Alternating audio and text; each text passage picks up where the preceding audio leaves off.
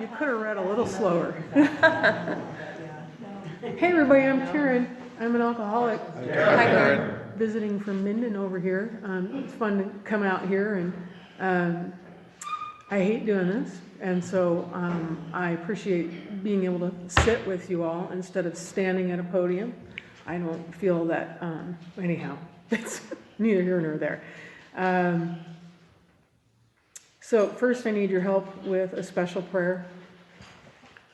I need to invite in my higher power and my helpers. And I ask that you all do the same if you'd like, from the doorway in to the doorway out, that our higher powers and our helpers come in so that we can say what we need to say, hear what we need to hear, feel what we need to feel, and heal what we need to heal.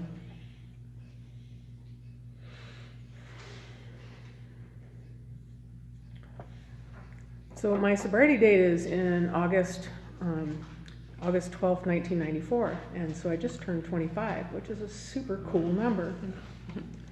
And what's funny about that is I saw the same face over here when this gentleman introduced his 28 years. You kind of cringe because you're like, ooh, somebody's going to find out I'm still crazy. And the truth is, I'm still an alcoholic. I'm not crazy, but I am an alcoholic, and I think the greatest thing about this journey is the more real I get, the harder it gets to tell a story, because now I don't have as much standing between myself and you. You know, when I first got here, I had all kinds of walls and tricks and manipulations, and those have been falling away little by little, so that's why I hate doing this now, because now I'm me, and I don't, it's very scary, you know, to reveal myself in a room full of people that supposedly I don't know. Now, if it were a room full of people I knew, it would probably be even more scary, right? So who knows? It's I still have those self-esteem issues and a little bit of insecurity. And I love what Sandy Beach used to say, I love to tell a story that makes me separate. And I still suffer from that a lot. And so it's nice to be in a room like this with a bunch of bums like myself, you know, just a bunch of alcoholics, and we just can't drink, you know, we just don't do alcohol anymore. And the blessing that we have from this program together is that we get to grow and heal in ways that no one else out there can imagine. And yeah, so it's a wonderful way of life. So I have to start at getting sober because I have some stuff in my story that actually just came up even a couple years ago, and I get bogged down. So I'm going to start with getting sober, and I was 29 years old. And at that time, I had done all the bartending tricks, and I really loved the bars. I was a big bar star. I mean, even when I was a kid and my sister was bartending, I could sit for hours and wait for her to finish her shift. And I felt so at home there, and I couldn't wait to be able to tend bar, you know? That was my big deal. I was going to be a bartender. Well, I was. And I tended bar up there in Lake Tahoe at Sam's Place in Zephyr Cove. And I really wanted to be hip, slick, and cool, and I wanted to be able to drink like everyone else, and I wanted to be able to drink like one of those guys, and man, I just couldn't keep up very well. And, you know, back in those days, you know, you do the 24/7 drinking, and so I just started, you know, bartending at 21 years old as soon as I could get back behind there. And I remember coming behind from the kitchen, they had these swinging doors, and, you know, when it was my shift, I would, boom, come through those doors like it was showtime, you know. So that was the way I was in drinking. And then so by the time I was 29, I had been married and had a little girl. She was almost 2 years old, and I wasn't able to shed the old habits. I just was not. I wasn't fitting in this new lifestyle of just trying to be a mom and a wife. It just didn't feel right. I still wanted to be the party girl, and it didn't look good. And I was really super uncomfortable in my own skin, and still doing these things though. And I went from bartending to waitressing, and then I was working in an office, but I made sure to pick myself an alcoholic boss so that I could drink all day with him if I wanted to, and then go for after shifters.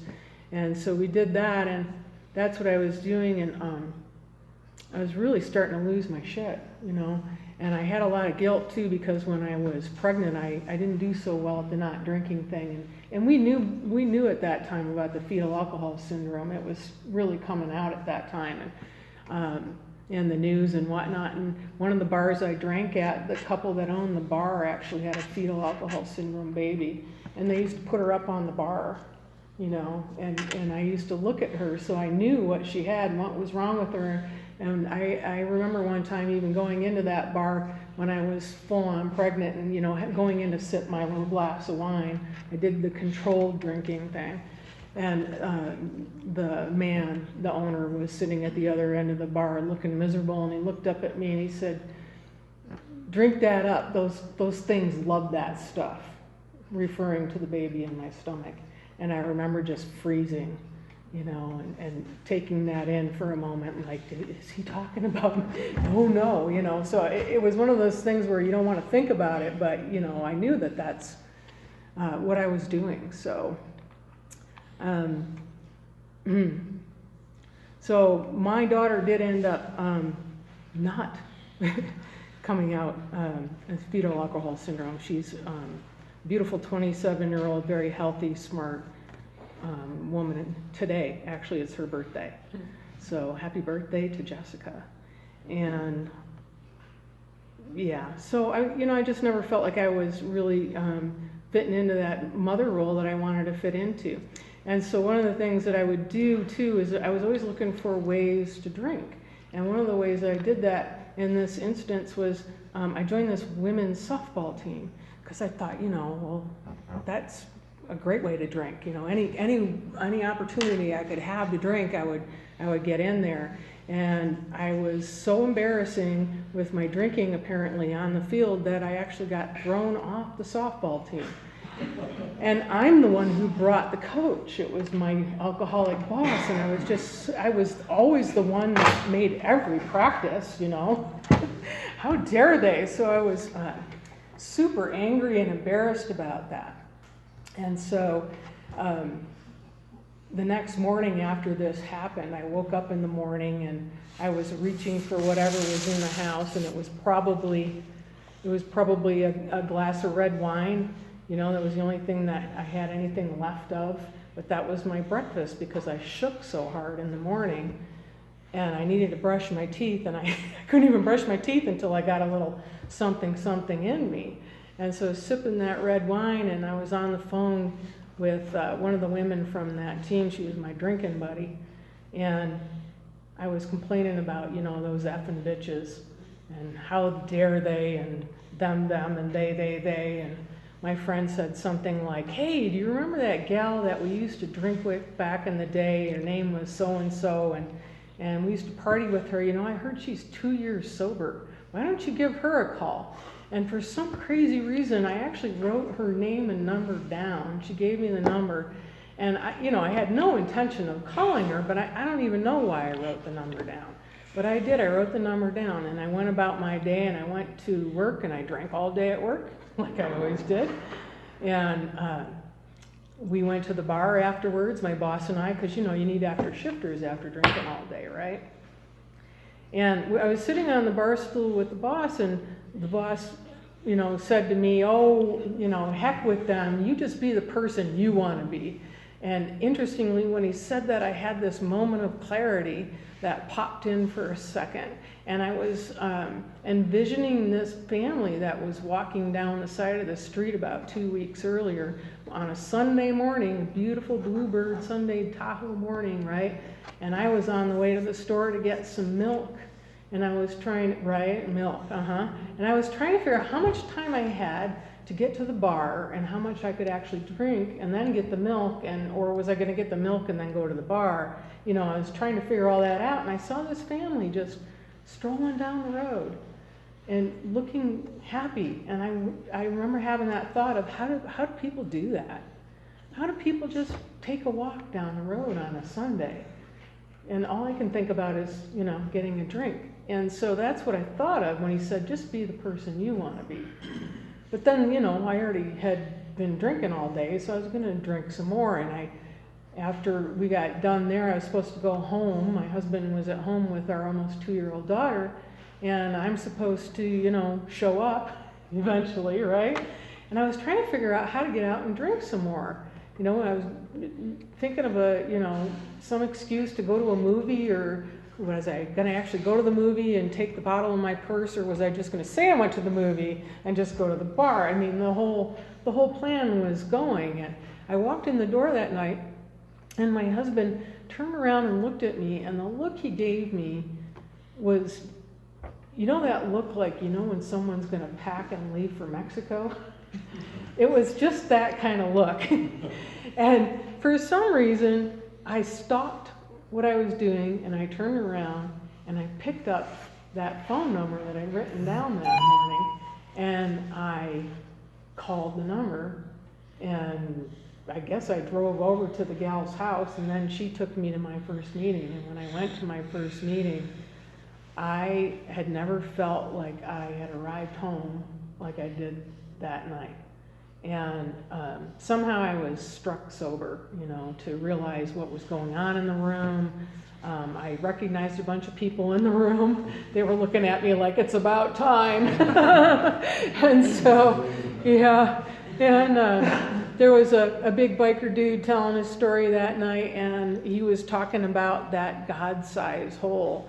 And when he said that God-sized hole in his soul, I went, oh my God, that's it. That's that feeling I've had my entire life.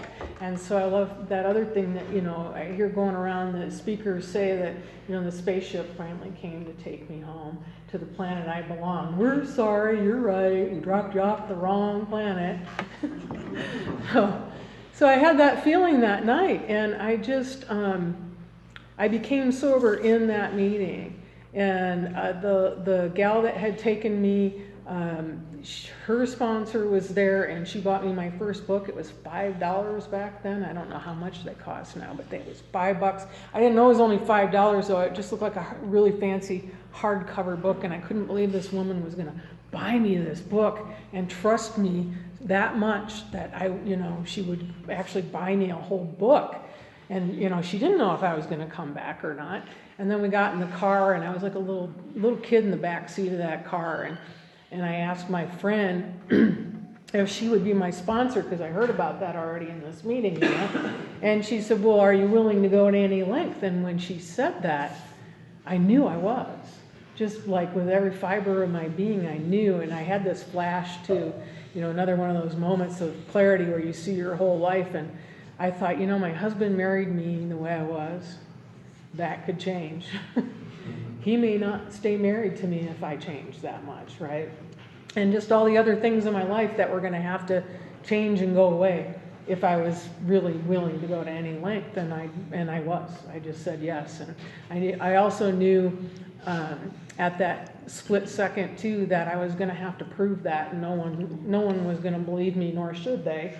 And I was just going to have to prove that to myself and them as time went by.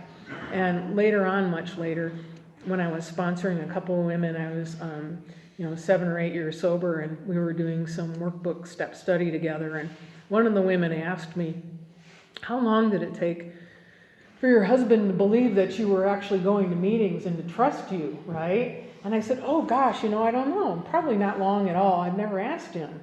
And so I went home that night and I asked him, and he said 2 years. Took him 2 years to believe I was actually going to a meeting every time I went to the meeting. And I just cried. I had no idea he was in that kind of pain and not trusting me to go out the door every time I went to a meeting. Especially, can you imagine those 90 and 90? Because I did the 90 and 90, and he must have been a nervous wreck those first 90 days when I was gone every single night, right, to a meeting. So I did do that. And it was really important for me to do that kind of brainwashing, because I had no way, I had no idea how to think right. And one of the things I was told right away was to go ahead and jump to page 86 and start studying that step 10, and what you do upon awakening and what you do to go to sleep at night. And it's good to start practicing step 10 and start admitting when you're wrong. Do that now and you'll have less to clean up as you go along in your steps. And so I did that, and I remember just even a few days later at work having to admit I was wrong with the boss. And it was so hard for me to say that word. I couldn't believe it. And I started laughing maniacally when I finally got the word wrong. And the man was looking at me like I was completely crazy. And I was. And I just, I was. It was just crazy. I can't believe it's that hard to say I'm wrong, you know. So today I get to be wrong all the time, right?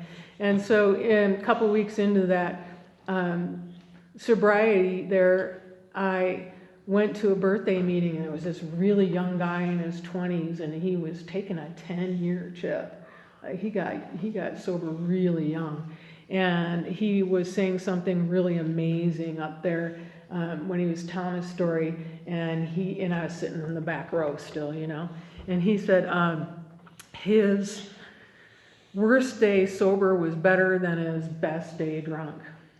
And I laughed out loud, and I felt embarrassed, you know, and I caught myself. And because I embarrassed myself, I had to think about that on the way home. And I was thinking, okay, smarty pants, what was your best day drunk? And I was thinking about it, and I'm like, yeah, it was that party up at Tahoe. And we were down at the beach, and it was like the Ducks Unlimited party, and all the bartenders, we were the cool school, all the bartenders were invited, and we all had our little fancy white powder alcohol in our pockets, you know, that go fast stuff to get us drinking even more, and we were taking turns going out on the woodwind boat, you know. And then I was like out on the boat in my memory, and then I remembered there was a boat following our boat, and they had this big TV camera, and they were following the boat. And I don't know about anyone else here when they saw a camera when they were drinking, but my clothes come off. And my boobs grew. Whittier, tittier, and prettier, right? So anyhow, somewhere out there, there's a video of me, or it was a video of me, standing on the bow of that boat, flashing that camera over and over again. And when I didn't get enough of this, I was turning around and dropping my pants and doing it, you know, mooning them too. So that was when I realized that thing that I'd heard in the rooms, that pitiful and incomprehensible demoralization is what was involved on my best day drunk. So that kind of ruined the whole thing. Anyhow, so speed forward to, you know, I moved down here. Oh gosh, do I gotta tell that one too? Yeah, I better. There was a period of time when I got really complacent. I remember being about 2 years sober and thinking that I should be on the circuit as a speaker, which is really funny because I really hate it now. And I just, you know, I thought I was that cool and I should be on the circuit, you know, I was really happening. And I was going to fewer and fewer meetings and getting further and further away, and I was following my sponsor out of the meetings, and we were just too cool for that anymore. And so at about 4 years sober, I found myself mysteriously falling in love with another man. And he was in the program, and he had 8 years. He was so spiritual. Anyhow, none of it made any sense, and luckily I knew to get some outside help through that as well. And in the meantime, a friend of mine called me up on the phone, and she said, "Karen, I see people doing what you're doing. Go out and drink." And when she said that, the hair on the back of my neck stood on end. And she encouraged me to go get a secretary job at this big meeting that I was going to up in Incline Village at the time. And that was the one I would slide into like once a month when my hair was on fire. And so I took the secretary position and started going back to meetings real regular. And I remember standing in that meeting after I first started going back and saying the Lord's Prayer at the end of the meeting, and when the phrase came around, forgive us our trespasses as we forgive those who trespass against us, I cringed. I said, uh-oh, I'm in big trouble if I'm expecting to be forgiven for the way I'm forgiving anymore. It was a big thing. So my husband and I managed to work through our stuff and stay married. I realized that other man was just a drink. When my girlfriend said, when she said that thing about, I see people doing what you're doing, go out and drink, I felt that I had that drink in my hand, and it just looked like a man, but it was a drink, same thing. We just have all these crazy behaviors that we can go out on. It first starts with the behavior, and you think, oh, it's no big deal, I'm not drinking, it's just a behavior. But that's what leads people back. I see it, and that's another thing about being 25 years sober is I've seen this happen to so many people now that have gone out all the way out, They didn't put it down. They didn't put down the behavior. They just kept going, and they picked up another one, and then they picked up the drink, and then they were off and gone.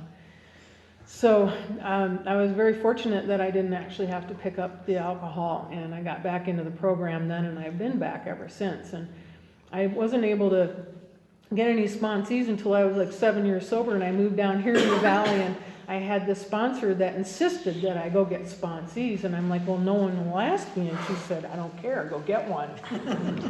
And so it wasn't an option apparently. So I went to a meeting, and I approached a newcomer, and I told her she needed to ask me to sponsor her. She had no idea, she didn't know any better, so she did. And I sponsored her for 10 years. We ran together, it was great. And I love sponsoring, not all the time. I still think that sponsorship is not an option. It has given me so much more than I ever got previous to sponsoring. All the mistakes I make, especially, seriously, the mistakes I make with working with people has taught me more about my codependency and how not to do it, and then I've actually been able to, get a style of my own and get better at it and get better at my own program in the meantime, right? And I want to thank my sponsee, Jennifer, for coming out here with me today. She's very close in sobriety to me, and so we're more side-by-sides, recovery partners, and she calls me on my stuff, when I need it, which is great, because my sponsor's having a really hard time, and that's another thing that I've done over the years is if they build it, if you build it, they will come, right? And so I've always I'll start a step study. If I want a step study, start one. If I need a new meeting, I'll start a new meeting. I've done there's a Lila R, is that her name? The Irish lady. She does the 12 steps, step study in the 12 and 12. And you do a step a month for a year. So January is step one. And I've done that in a group multiple times. I don't even know how many times now, but I'm in a group right now that I got started again, and I supposedly started it for one of my sponsees, which is, she's not even my sponsee anymore, but now she's in the group, and so, it's a really amazing way to stay in the steps, and it's super important for me to stay present with the steps, because there's always something that comes up, right? So, I'm in step 9 right now, and I'll get back to that in a minute. So going along throughout the years, I got my third sponsor. My first sponsor went out. My second sponsor that insisted that I get sponsees dropped me as a sponsee, dropped her other sponsee, said she wasn't good enough for us, and she didn't have enough for us. I think she was already out, is what the truth was. But so she went out, and it took me several years to actually find the right fit. I had my close friends in sobriety watch out for me.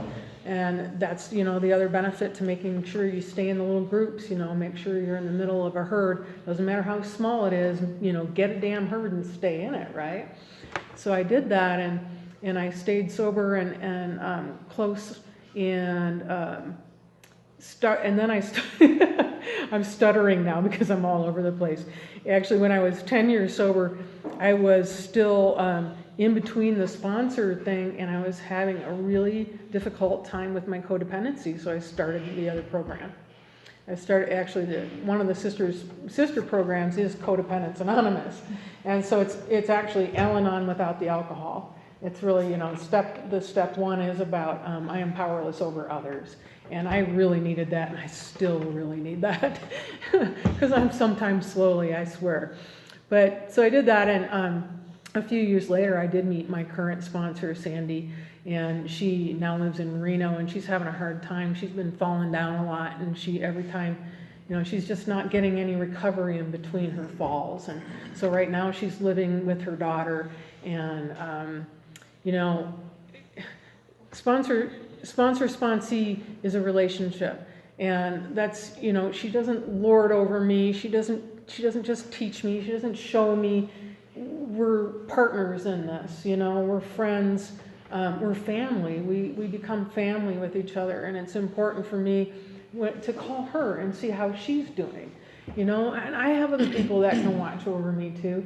I still call her occasionally for some advice or a kick in the pants. The last time I went to dinner with her for my 25th birthday, she was sitting across the table from me telling me I needed to get into acceptance about something, and it really pissed me off. And I love her for that.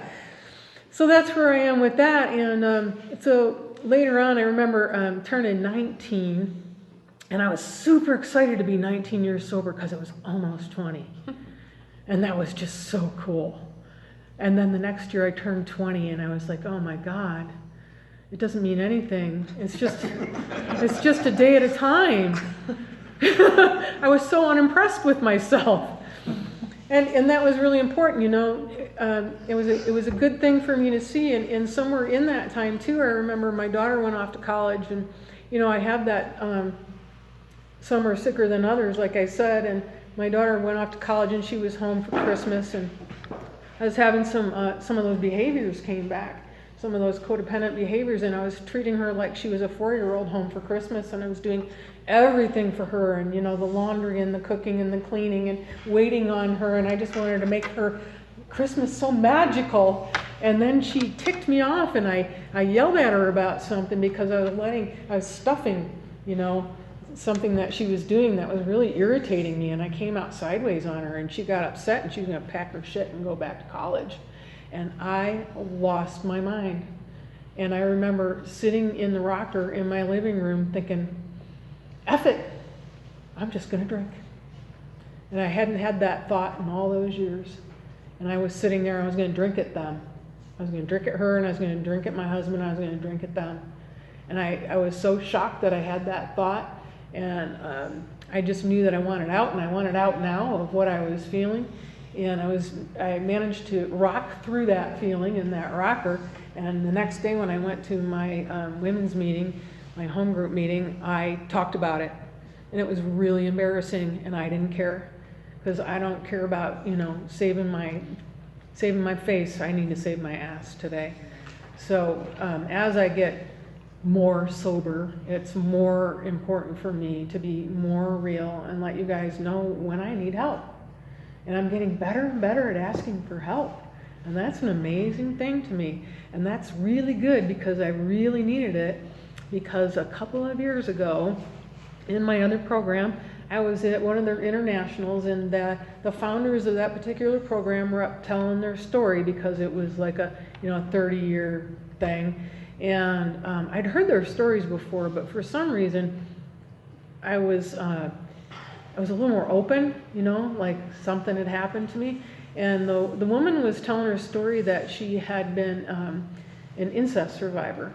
And that when she told her family what her father had done to her, her family disowned her. And I stopped breathing. And I noticed that I stopped breathing. So anyhow, I stuffed that back down, I thought. And went on, and this was in October of 2016, and at Christmas that year I was calling everybody on the phone like I always did back in Michigan. My family's back there, and I wonder how I got all the way out here away from them. Anyhow, I was calling everybody because I'm a good little girl, I'm I'm a good little girl, and I'm a good sister, and I was calling my brother, and I was wishing him a Merry Christmas, and he was not very communicative, never has been, always been the same way, and for whatever reason, I started going in, well, not whatever reason, I started going into a blind rage, and I couldn't see. And I had to get off the phone. I had to get off the phone quick, and I knew exactly why I had to get off the phone, and I knew what was going on with me, and I knew I was going to need help, and that the lid had come off. So I always knew that I was an incest survivor, and I always knew that I had neglect, abuse, abandonment, sexual abuse in different ways in my family. But for whatever reason, I thought I was fine with that. I thought I had just, grown up and moved on and worked through that, and everything was fine. And the truth is I needed to build a really firm, solid foundation under my feet, under my ass, in order to deal with the feelings that came up suddenly when they did. So that was Christmas, and on January 2nd, I was sitting in my therapist's office. So I knew right away that I needed to get in and get some professional help. So there's that thing about, knowing how to ask for help today, right? So when Will was asking me to come speak tonight,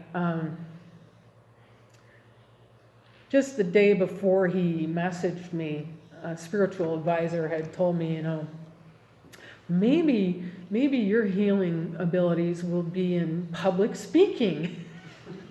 And I said, oh, no way. Don't you understand? I hate public speaking. And anyhow, I just brushed that under the rug, and Will sent the message to me the next day, and I ignored it for a full 24 hours because, he couldn't see that I ignored it, right? And then 24 hours later, I realized the coincidence of the timing and that I needed to be here tonight in case someone here needs to hear my story. So it's taking me a lot of work, and I'm still I'm still in that work. It's when you stuff something like that down for that long and break off from that kind of trauma is just embedded in every part of my life, and it comes out in weird ways. I actually just found another new therapist that's going to be fun to work with, because I still had this thing where if someone gives me a look, all I got to do is get just a slightly disapproving look, or what I perceive as a slightly disapproving look, I still will just go off the rails. It's just a big trigger for me. So I tell this story because, in the middle of that too, I was in the step study group. And I was just grateful to be in the middle of something. I didn't think it was going to make one lick of difference whether I was going to work a step, because I could barely focus on anything. I was such a mess. I really was a hot mess. I'd never felt so much pain in my entire life. I knew without a shadow of a doubt, if I had felt that pain even a day earlier than I felt it, I would have drank. So I knew that that's why I had to have that foundation, and why it took so long for me to feel those feelings, and still feeling them sometimes. So I was in that step study that year with my sponsor and 2 other women, and we were using Zoom actually because it was a heavy winter that winter. And we were all over Genoa and Reno and Carson and Minden, and so we just got on the Zoom thing on our iPads, and we were able to meet that way. And like I said, I just felt like that was going to be a nice way to be connected, but it turned out that those steps ended up rolling right along with where I was. Right? I was in January 2nd, I was in the therapist's office, powerless and unmanageable and completely broken. By February, I was feeling like I could breathe a little and maybe walk upright, right? By March, I was getting back in touch with with my higher power and any other sources that I could, any helpers, any other facets of my God that were out there were coming in for me to help me and be my helpers. And So one of the fun things too that came in was in step 7, and I didn't even realize we had this in our book. I had found it in my other program book, but we have it in our book, and it talks about in step 7 when you take your character defects from step 4 and you flip them into the positive. So everything that I was feeling, all that powerlessness and all that not belonging became I belong. You know, because I didn't even belong in my own family. And so I've always wanted a place where I belong. Well, I belong. I mean, that's what I loved about Alcoholics Anonymous, right? That first day that I walked into Alcoholics Anonymous, I finally belonged somewhere. And it's taken me all these years in this kind of work to realize I belong because I'm here. I mean the planet. You know, I'm here on this planet and I was born. I'm God's child. I'm his favorite too, by the way. Just so you know. So, where are we at for time? Oh, I talked for a while. That's the switch. So I can tell you that these steps, they saved my ass, and I need to do them more than once for me. The traditions are wonderful too. You know, they got the traditions for relationships is really helpful. Current day, one of the things that this program has helped with is helping me pause and not leave my marriage, because I have been growing and changing so much, and my husband's just been doing what he does. And he's not an alcoholic, but he's not a normie. There's no such thing as someone who marries an alcoholic. They are not normie. There's no normie, no normals. You know, he's a wonderful guy, but he just wasn't, I don't want to say keeping up, but he was imploding on himself. You know, he just wasn't using program. He was coming to the other program with me, but he just was doing it to hang out. You know, he just wasn't taking any of it seriously. And we had a big thing, you know, back in April where I was really just done. And man, I had to wait. I was so done. Just done, right? And I was told, well, you know, you should give it at least 6 months. And I'm like, shit, the last time they told me 30 days. How did it get to be 6 months? And one of the therapists said, well, you know, it's been 30 years, you know, it probably won't hurt you to give it a little more time. And I'm like, all right, whatever. And so what I was doing for several months was just watching him do nothing and wait. And I finally got myself so depressed in sitting around and doing nothing and watching him do nothing.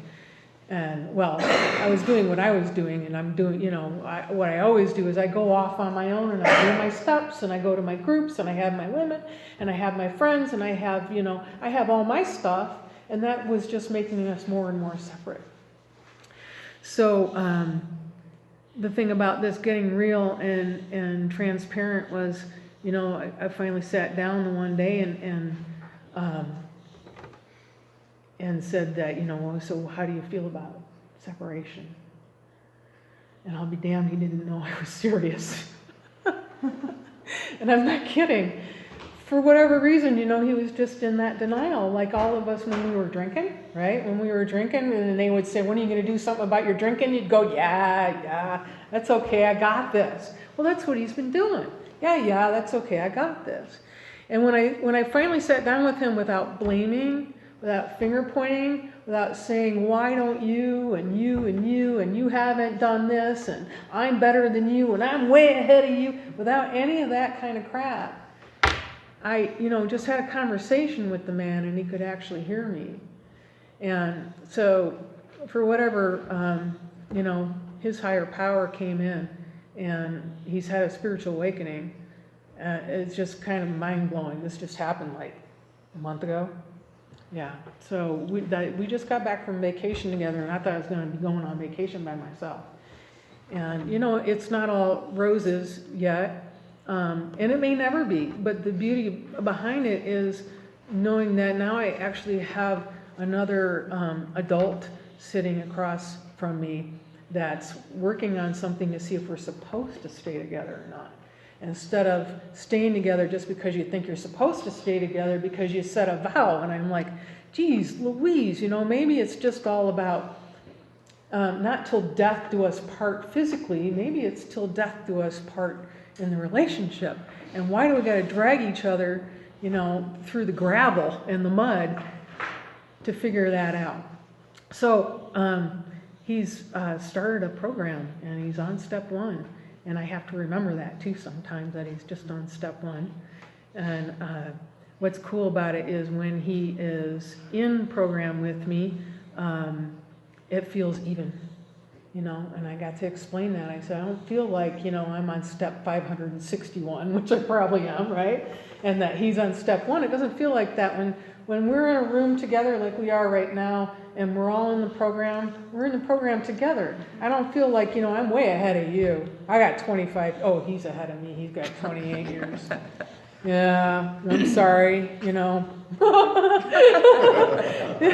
It's just not like that, right? So it's really amazing to be in this process. But again, there's that program of, pause, right? I don't like pausing. I want a crowbar and a chainsaw and get me the hell out of here and let's get it done now. No. So you guys have taught me to put those tools down and pick up some other ones, And the main one for me is my higher power.